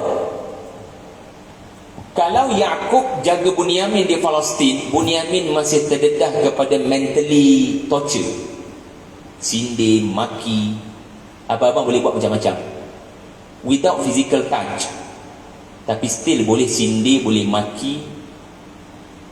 So dia still tidak tenteram, hidup macam dalam penjara. Tetapi sekarang beyond expectation, di luar kawalan Yaqub, Yusuf ditahan oleh kerajaan Mesir. Dan sebenarnya siapa yang tahan? Ini semua rencana siapa? Abang kesayangan dia sendiri. Untuk mematikan sebarang aktiviti buli, Bunyamin, engkau akan duduk bersama dengan aku. Dan aku tu siapa? Yusuf, Raja Mesir. Bunyamin berada di sisi raja. Siapa boleh buat apa-apa pada Bunyamin kalau sudah di sisi raja? Mana yang lebih baik dalam hal menjaga Bunyamin? Seorang ayah yang sudah uzur atau seorang raja yang penuh kekuatan? Nah, Allah ada rencana lebih baik, bukan? Huwa arhamur rahimin. Dia selalu ada cara untuk kasih dan sayang. Baiklah tuan-tuan, puan-puan sekalian, ya. Ceramah macam habis pukul 2 kan, pada pukul 12. Jadi terus kepada yang kedua.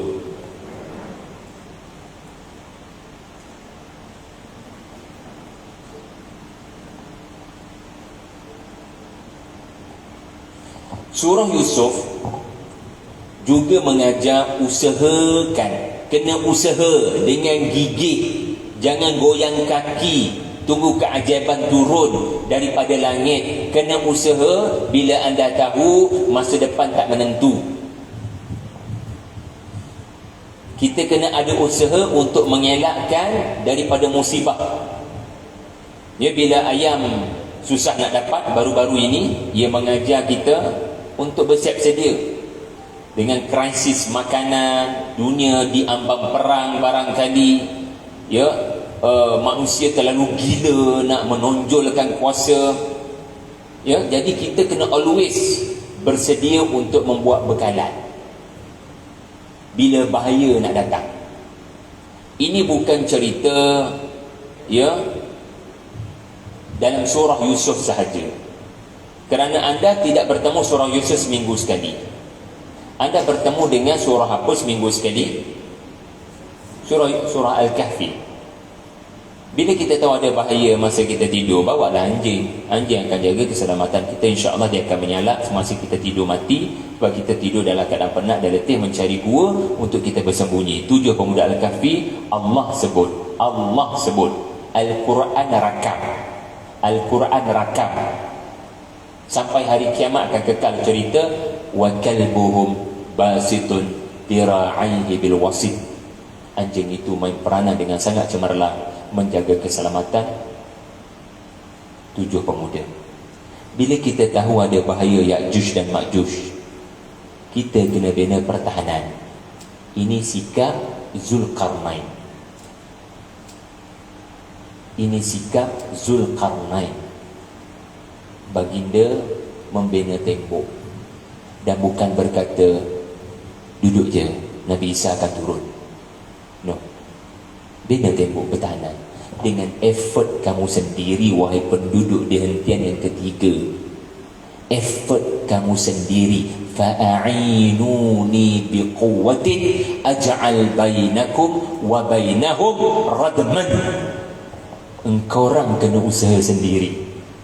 Jangan duduk goyang kaki. Idhhab anta wa rabbuka faqatila inna hahuna qa'idun. Kita nak duduk-duduk saja tunggu bantuan daripada Allah. Maryam pun diperintah Allah lepas lahirkan Isa goncang pokok tamar. Sedangkan dulu dalam mihrab makanan turun daripada langit mencurah-curah. Tiba-tiba lepas lahirkan Isa tak ada dah turun makanan daripada langit. Aku nak tengok usaha engkau kali ini. Walaupun engkau separuh mati, ibu yang baru melahirkan anak, wa huzzi ilayki bijid'in nakhlati tusaqit alayki rutaban janiyya. Goncangkan pokok tamar itu. Surah Yusuf mengajar kita bila Mesir akan ditimpa 7 tahun kemarau, Yusuf mengambil sikap untuk berada di barisan hadapan. Anda tahu kan Yusuf meminta jawatan daripada Raja Mesir? Ayat 55.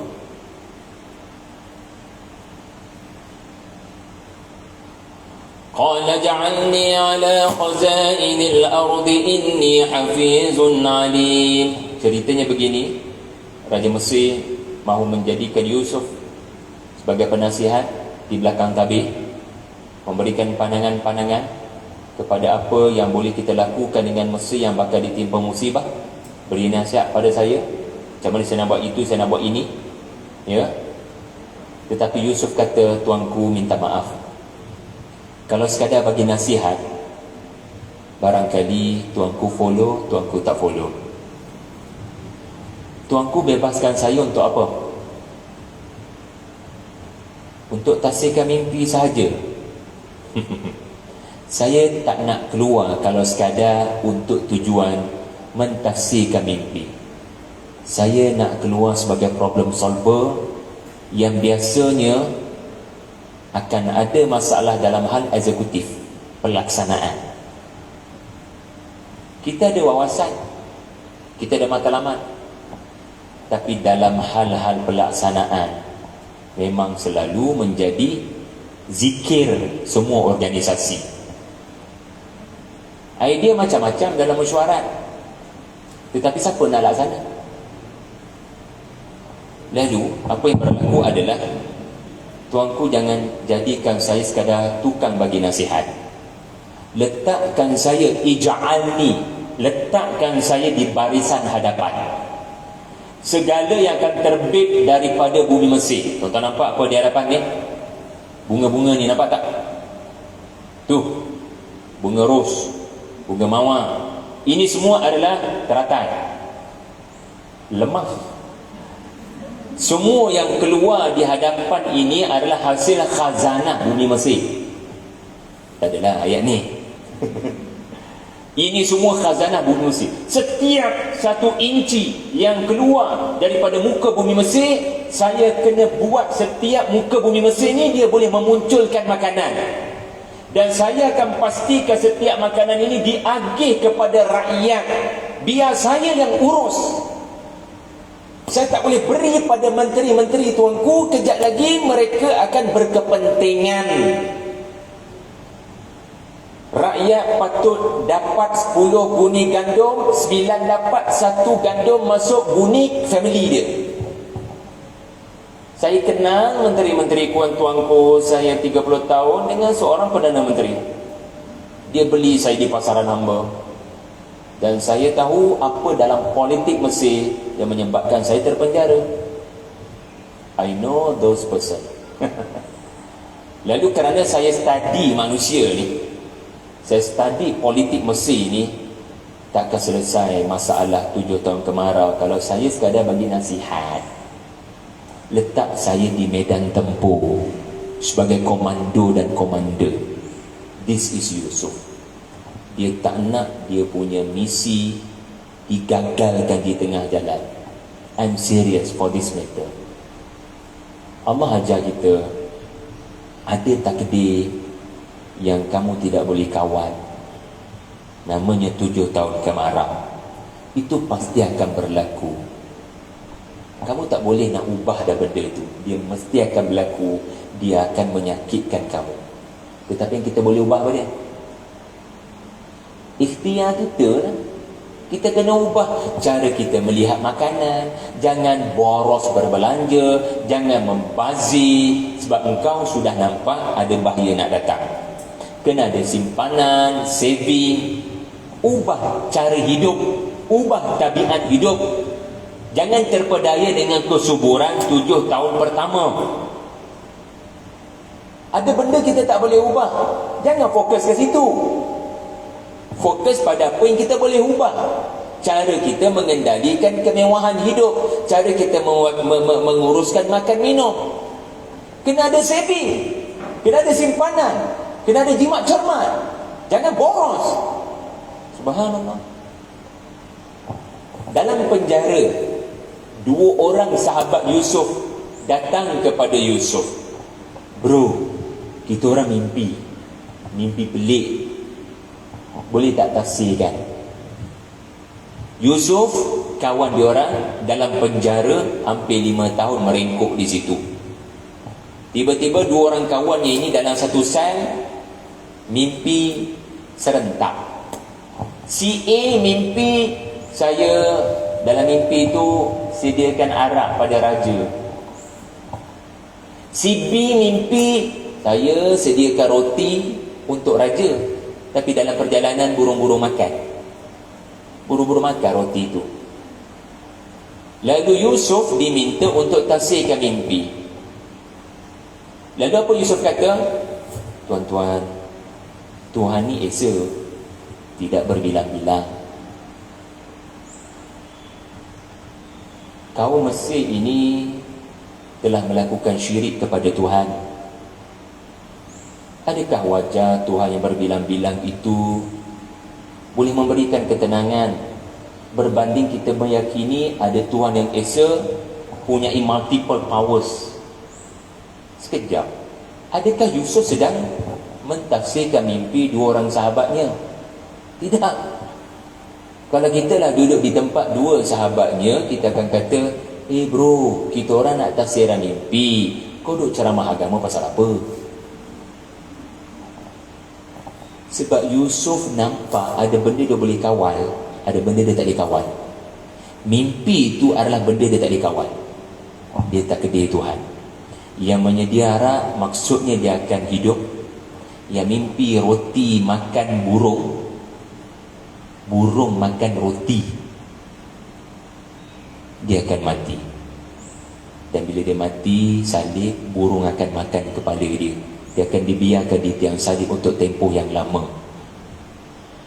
I can't change that, but I can change your faith biiznillah. Orang kedua akan mati, I must do something, sedia bekalan. Tolonglah mati sebagai Muslim. Dia terangkan dulu tentang Islam, baru dia tafsirkan mimpi. Lihat, priority. Subhanallah, very brilliant punya prophet. Prophet Yusuf alaihissalam dalam dakwah. Jadi surah Yusuf mengajar kita akhirat itu pasti ia akan terjadi, cuma mungkin lambat lagi bagi segelintir kita, sehingga kita tak buat bekalan.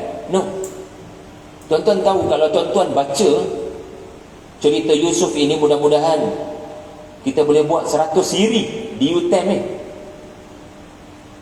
1 siri 2 jam untuk habis 100 ayat. Okey, kalau tuan-tuan baca dengan penuh penghayatan tafsir, tuan-tuan akan nampak macam mana Yusuf amat bergegas, resah, gelisah kalau penduduk Mesir lengah pada menunaikan permintaan beliau pada ayat 47. Yusuf dengan air mata mengalir dari dalam penjara, ditanya oleh kawan dia, bro, Raja Mesir mimpi macam ni, sekian, tolong tafsirkan mimpi ni macam kau tafsirkan mimpi aku bertahun-tahun lepas, sebab tafsiran kau as-siddiq, tafsiran kau benar. Kalau saya lah dekat tempat Yusuf alaihi salam, saya akan kata, kau nak aku tafsirkan mimpi kau, kau nak saya buat baik pada kau, sebab once kau bawa tafsir mimpi saya pada raja, kau dapat kenaikan pangkat. Kau nak aku buat baik pada kau buat baik tak pada aku? Bila aku minta pada kau dulu, lepas aku tafsirkan mimpi kau, tolong bawa kes aku pada raja, aku tak boleh bergantung dah pada menteri. Siasat balik kes aku dah merengkuk dalam penjara terlalu lama. Engkau lupa kat aku sampai aku merengkuk bertambah-tambah tahun dalam penjara. Kau nak aku buat baik kepada engkau kali kedua selepas aku tersakiti. No, bebaskan aku dulu daripada penjara ini deh. Engkau seronok makan Manhattan T-Life anti-end, aku makan nasi telur kicap. Nak aku tafsirkan mimpi, kau tengok aku punya condition dulu boleh tak? Itu saya nak. Bukan Yusuf. Yusuf dia dapat tahu, dia tak pandai dah dia dalam penjara, dan dia tak ungkit pun kawan dia tu khianat dia. Dia terus kata, tazra'una sab'a sinin, ada abang tolonglah bergegas, kita tak banyak masa. Apa yang saya belajar adalah akhirat ni umpama 7 tahun kemarau, kita akan berdepan dengan bahaya di hari akhirat. Ia pasti akan terjadi, tidak boleh diubah. Semua kita akan menuju kepada mahsyar. Kita akan berdiri di hadapan Tuhan, kita akan disiasat. Bila kita tahu ada bahaya, buatlah bekalan. Sebab surah Yusuf adalah surah mengenai membuat bekalan. Surah Yusuf mengenai akhirat, benda yang diberitahu tapi berlaku masa akan datang. Mimpi berlaku umur baginda 8 tahun. Mimpi itu dapat umur 8 tahun, kata Israelian. Tetapi mimpi itu terjadi 40 years later baru berlaku. Jadi mimpi itu benar ke tak benar? Benar. Wahyu daripada Tuhan, cuma berlaku lambat lagi. Macam itulah akhirat. Allah cerita neraka, Allah cerita syurga, Allah cerita tentang akhirat. Jangan kata ia tidak berlaku hanya kerana tak nampak depan mata. Ia pasti akan berlaku, kamu buat bekalan ke tidak. Jadi Allah mempersiapkan Yusuf dengan masa depan. Allah mempersiapkan Yusuf daripada lubang telaga hingga ke lubang penjara. Semua itu adalah projection kepada Yusuf untuk jadi pemimpin di masa hadapan. Dialah bekalan kepada masa depan Mesir. Dialah harapan kepada jutaan rakyat Mesir. Jadi itu yang kedua. Yang ketiga, tuan-tuan, insya-Allah ada lagi 5 minit ya. Kerana kerana 5 minit saya stop sebab saya nak raikan soalan kalau ada. Ya, it's okay kita tak tamat, insya-Allah. Begitulah Al-Quran ni dia memang pembelajaran yang berterusan. Ya, jadi kerana kelemahan saya tak dapat nak habiskan, cuma tuan-tuan boleh screenshot lah, insya-Allah, supaya akronim tu dapatlah disempurnakan. Okey. Ada 5 minit yang berbaki, saya buka soalan. Kalau tidak ada, saya akan sinopsiskan akronim yang berbaki. Mungkin kalangan anda ada soalan yang menyebabkan tak boleh tidur malam ni, so angkat tangan. Okey. Sebelum anda tanya soalan, adakah soalan anda Yusuf dengan Zulekha kahwin ke tak? Kalau tu soalannya, saya minta maaf, saya tak boleh jawab sebab saya tak tahu. Kalaulah saya hadirkan duri dia orang mudah, tapi kerana umur saya 41, bukan 3000 tahun, I can't say anything kepada majlis itu. Okey, silakan minta maaf bergurau je. Silakan tuan.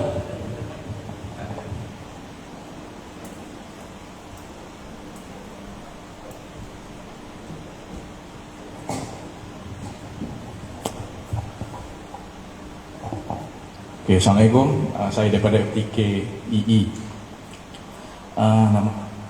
Saya berkenaan dengan minta jawatan.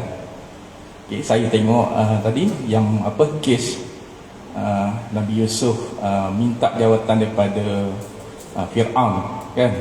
Okay, sebab yang tu sebenarnya saya baru perasan benda tu. Sebab yang saya tahu sebelum ni kita dilarang minta jawatan, kan? Nabi larang kita minta jawatan. So saya nak minta ustaz jelaskan di mana, bila masa kita dibolehkan minta jawatan dan bila masa kita tak boleh minta jawatan. Itu je daripada saya. Okay.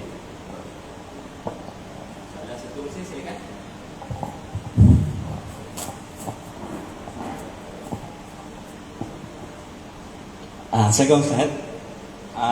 Dalam surah Yusuf ni ada dalam beberapa ayat ada dialog yang dikatakan hasya lillah. Jadi soalan saya dari sejarah, adakah waktu tu penduduk Mesir ni ada yang beriman pada Allah? Sebab dia banyak menyebut nama Allah, kan? Di depan raja pun ada yang berucap hasya lillah, kan? Jadi adakah ini kesinambungan daripada dakwah Nabi Ibrahim sebelum tu yang kita daripada hadis Nabi? Okey, lagi satu soalan pasal musibah yang tadi Y ni. Tiada musibah berlaku melainkan ada kebaikan. Jadi bolehkah dia dibaca sekali dengan surah Al-Insyirah?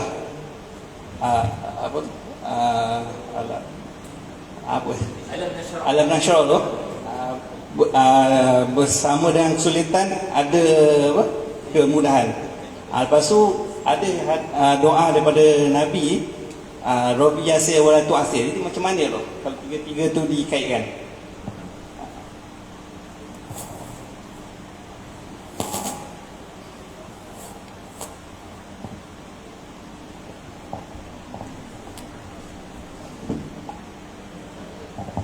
Okey, baik. Kedua-dua soalan daripada dua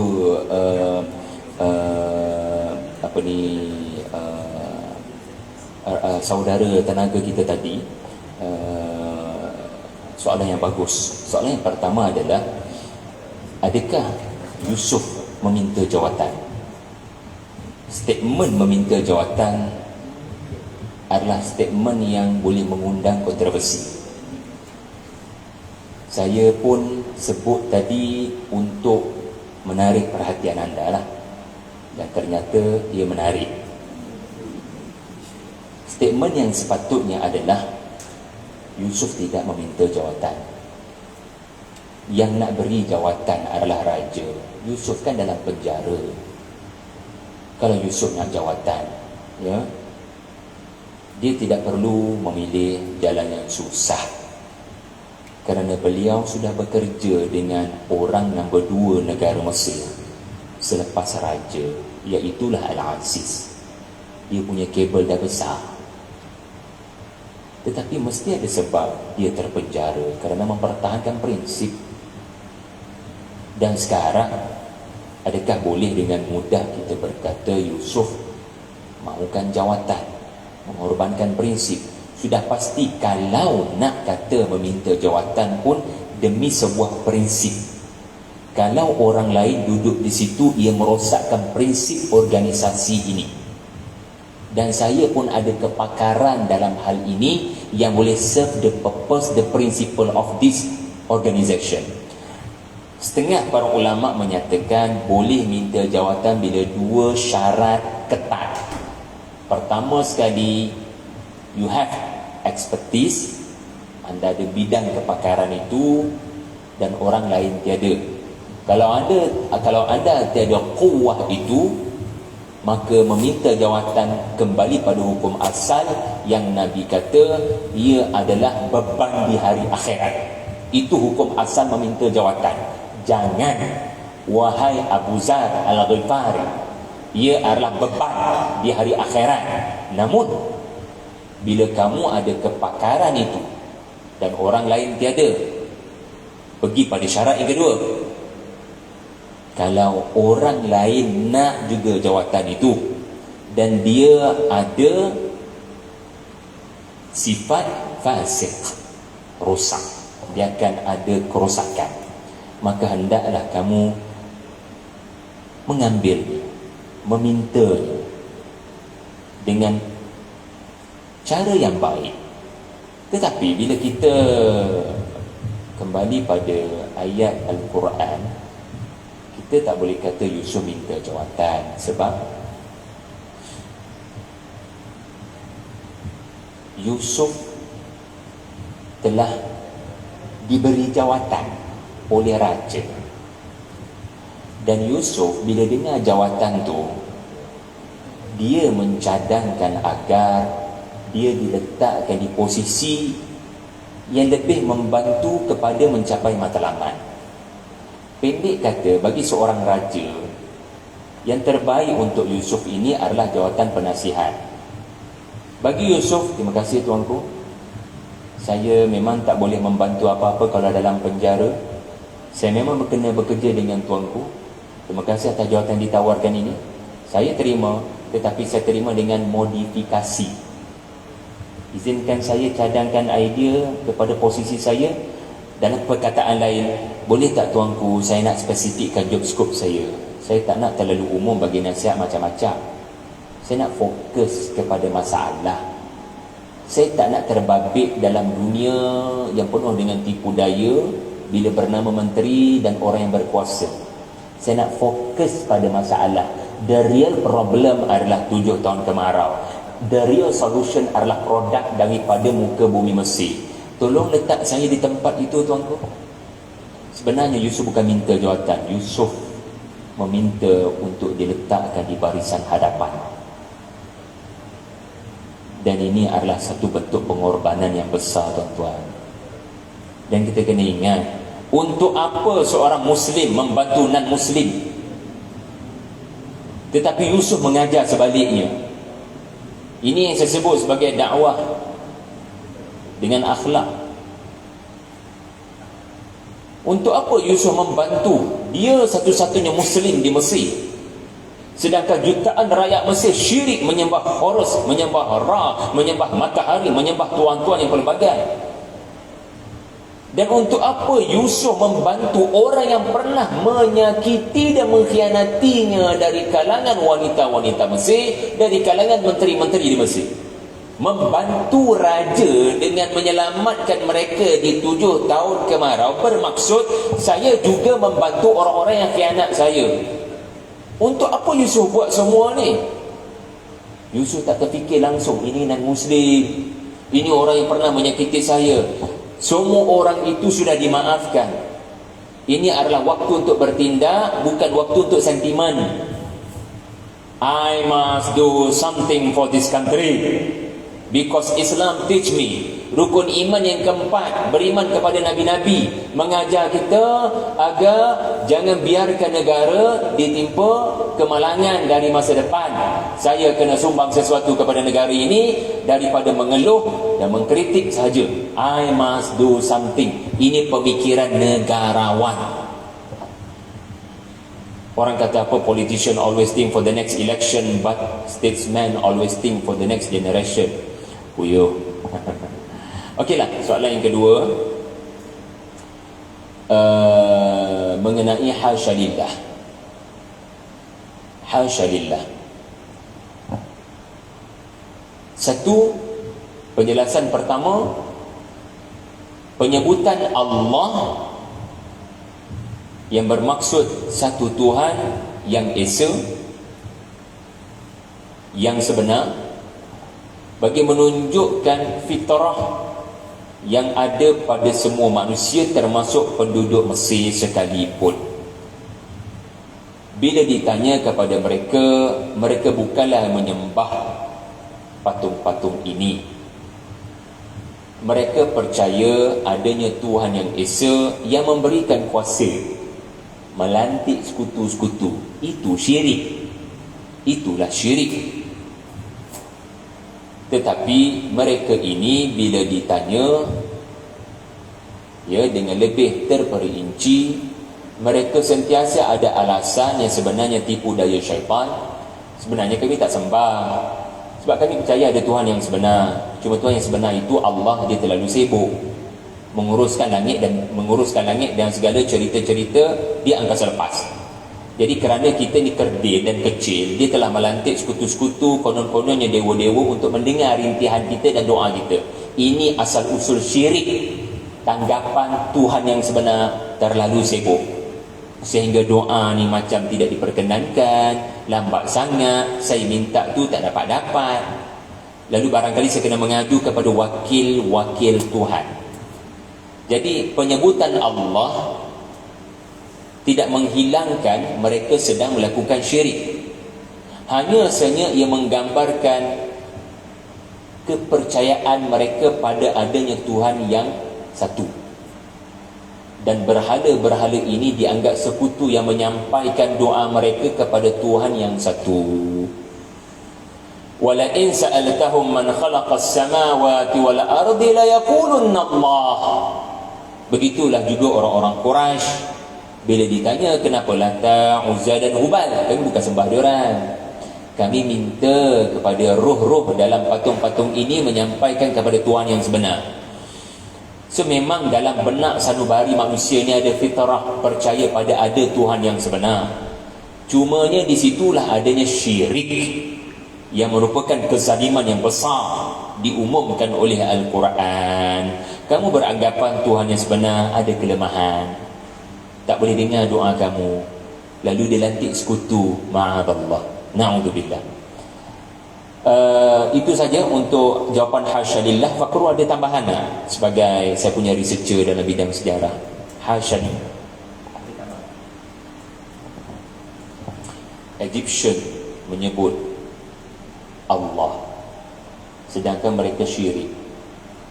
Dan something yang mungkin hidden kat situ, ada miracle kat situ. Fakrul Islam saya punya researcher, beliau UN, bidang sejarah. So saya expect beliau ada terdedak jugalah pada Egyptian punya. Bismillah. Kalau saya boleh bantu daripada soalan tuan tadi, zaman Nabi Yusuf, kalau ikut kepada pergerakan sejarah, inilah masanya satu-satunya masa yang mana adanya satu bangsa namanya bangsa Hyksos. Bangsa Hyksos. So berbeza dengan perubahan-perubahan masa yang lain, yang mana sebab tu bangsa Hyksos ni mereka punya kecenderungan lebih kepada nak menerima agama Islam. Walau bagaimanapun, sebelum daripada keislaman bangsa Mesir, mereka memang pada ketika itu mereka masih belum Islam, mereka syirik, mereka menyembah Tuhan yang banyak kalau menurut kepada pembacaan sejarah saya. Jadi cumanya kalau nak bandingkan dengan bangsa masa Mesir lain, sebab tu kalau tengok dalam surah Yusuf, dia punya pemerintah tak sebut Firaun, dia sebut Malik. Sebab ini satu-satunya raja, walaupun mereka ni tidak menyembah Tuhan dengan cara yang sebenar, tapi dia punya rajanya adalah raja yang jauh daripada kezaliman. Cumanya ada beberapa teori-teori kerosakan.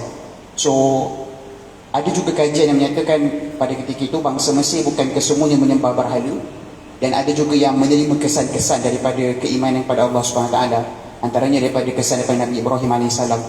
Mungkin itulah kot kalau saya boleh bantu jawab sedikit. Terima kasih Saudara Fakrul kerana melengkapkan tentang bangsa Hyksos. Hyksos ni dikatakan, Fakrul saya mungkin tersilap betulkan Hyksos ni dia menumpaskan Pharaoh dalam satu perjalanan Mesir yang panjang.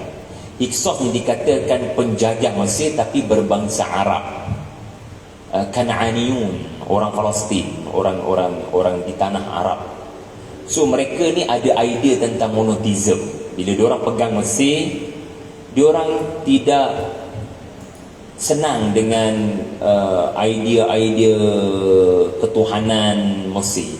So barangkali ini adalah kesan daripada Kan'aniyun, Hyksos, dan juga tanpa menafikan barangkali ada kaitan dengan cerita Nabi Ibrahim diutuskan Allah bersama dengan Sarah ke Mesir dalam ratusan tahun sebelum kedatangan Yusuf alaihi salam. Ini wallahu a'lam. Soalan yang kedua daripada rakan kita tadi, saya setuju. Sesungguhnya membaca surah Al-Insyirah adalah seumpama kita membaca surah Yusuf. Bukan pahala, tetapi surah Al-Insyirah ini adalah surah yang merumuskan surah Yusuf berdasarkan pemerhatian saya. If you didn't understand why surah Yusuf reveal kepada prophet kita, if you didn't understand the main objective of this surah, you just recite surah Al-Insyirah.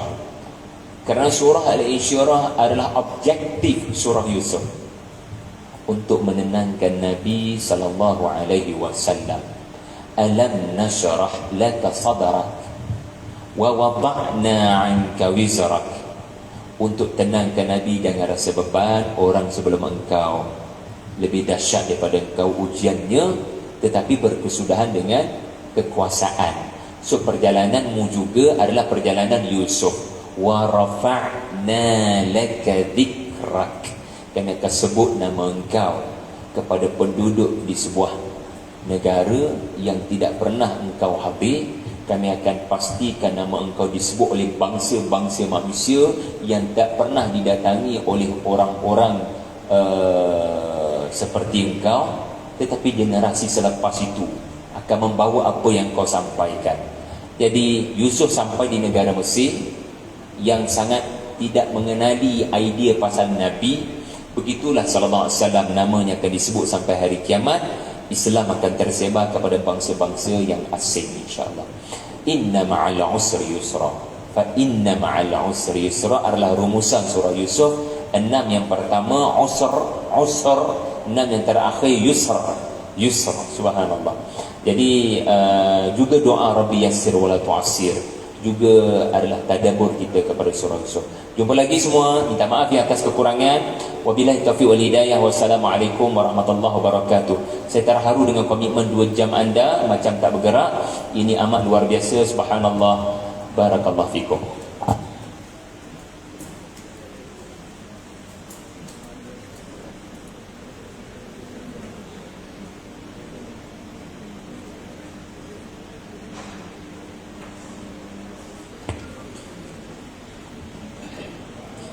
Jazakumullah khairan katsira jaza diucapkan kepada Ustaz di atas perkongsian itu tadi.